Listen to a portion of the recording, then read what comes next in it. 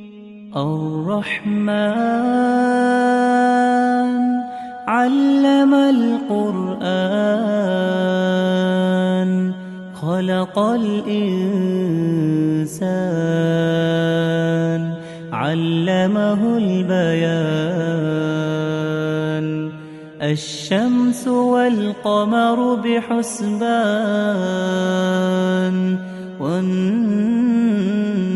والنجم والشجر يسجدان والسماء